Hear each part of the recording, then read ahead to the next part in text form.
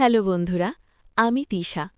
3টে চ্যাপ্টার জুড়ে আমি তোমাদের সাথে শেয়ার করেছি আমার জীবনের সবচেয়ে গোপন, সবচেয়ে নিষিদ্ধ অধ্যায়। কিভাবে অমিতদার চাহনিতে পড়ে আমি ধীরে ধীরে তার কাছে হারিয়ে গিয়েছিলাম। কিভাবে সেই পুরনো বাড়িতে, ছাদে আর কখনো কখনো ঝুঁকি নিয়ে তার দোকানের পেছনের ঘরেও আমরা একে অপরের শরীরে মনে মিশে গিয়েছিলাম। কিন্তু তৃতীয় চ্যাপ্টারে তোমরা দেখেছ কিভাবে চারপাশ থেকে সন্দেহের ছায়া ঘনিয়ে এসেছিল। বৌদির অদ্ভুত দৃষ্টি, সোনিয়ার উপস্থিতি আর অমিতদার অতীতের সেই ডায়েরি। আজ শেষ চ্যাপ্টারে আমি বলবো সবকিছু কিভাবে ফেটে পড়ল, কিভাবে আমার জীবন চিরকালের জন্য বদলে গেল।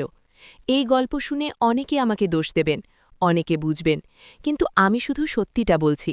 যারা এতদিন ধরে আমার সাথে ছিলেন তাদের জন্য অনেক ধন্যবাদ, আর যারা নতুন প্লিজ সাবস্ক্রাইব করে নাও, কারণ এরপর আরও অনেক গোপন গল্প আসছে। চলো শুরু করি শেষ অধ্যায়। সেই সন্দেহের ছায়া দিন দিন গাঢ় হচ্ছিল।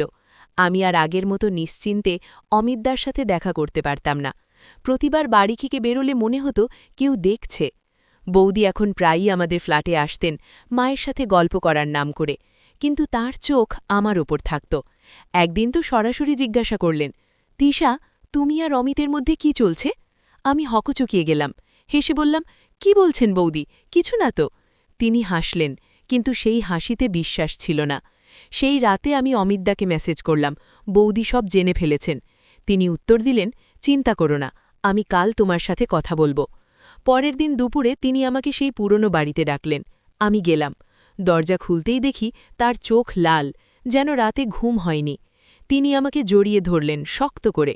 তিশা, আমি তোমাকে হারাতে পারব না, বললেন। তারপর আমরা যথারীতি কাছে এলাম। সেই দিনটা ছিল সবচেয়ে তীব্র, যেন আমরা দুজনেই জানতাম এটা হয়তো শেষবার। তার ছোঁয়ায় যেন একটা মরিয়া ভাব ছিল। আমার শরীরে তার হাত যেন কখনো থামতে চাইছিল না।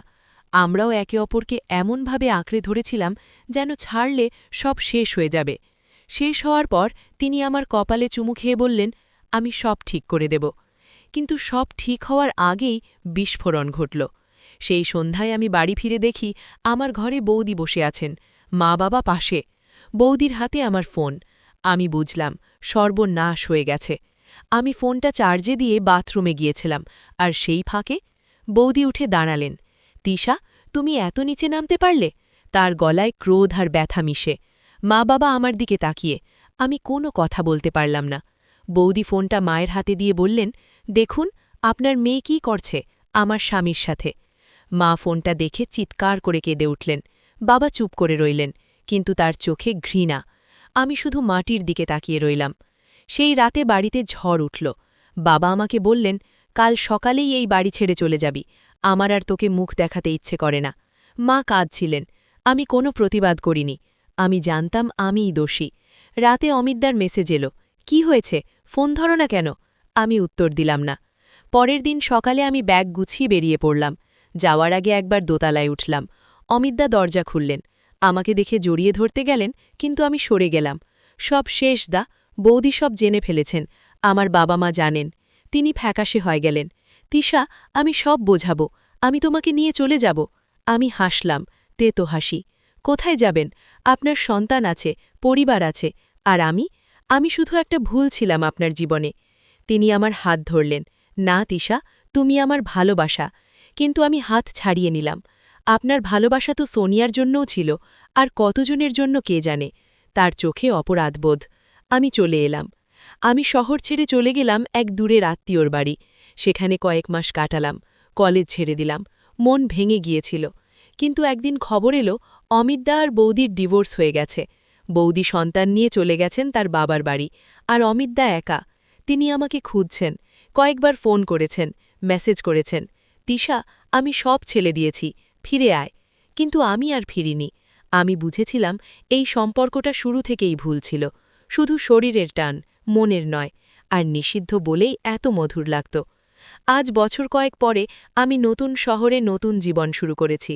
একটা চাকরি করি, একা থাকি। কখনো কখনো রাতে সেই স্মৃতিগুলো মনে পড়ে। অমিতদার ছোঁয়া, তার গন্ধ, তার ফিস ফিস। শরীরটা এখনও শিহরিত হয়, কিন্তু তার সাথে একটা দাগও রয়ে গেছে, যে দাগ কখনো মুছে যাবে না। আমি জানি সমাজ আমাকে কখনো ক্ষমা করবে না, কিন্তু আমি নিজেকে ক্ষমা করেছি, কারণ আমি তখন শুধু একটা যুবতী ছিলাম যে আবেগের কাছে হেরে গিয়েছিল। বন্ধুরা, এই ছিল আমার সেই গোপন প্রেমের গল্প, যেটা শুরু হয়েছিল একটা চাহনিতে আর শেষ হয়েছিল চিরকালের জন্য ভেঙে যাওয়া সম্পর্কে। তোমরা কি শিখলে এই গল্প থেকে? নিষিদ্ধ প্রেম কি সত্যিই মধুর, না শেষে শুধু যন্ত্রণা দেয়? কমেন্টে তোমাদের মতামত জানাও। যদি এই গল্প তোমাদের ভালো লেগে থাকে তাহলে লাইক করো, শেয়ার করো আর চ্যানেলটা সাবস্ক্রাইব করে রাখো, কারণ আমার জীবনে আরও অনেক গোপন অধ্যায় আছে, যেগুলো শুধু তোমাদের জন্যই বলবো। ধন্যবাদ এতদিন আমার সাথে থাকার জন্য। পরের গল্পে আবার দেখা হবে। Take care.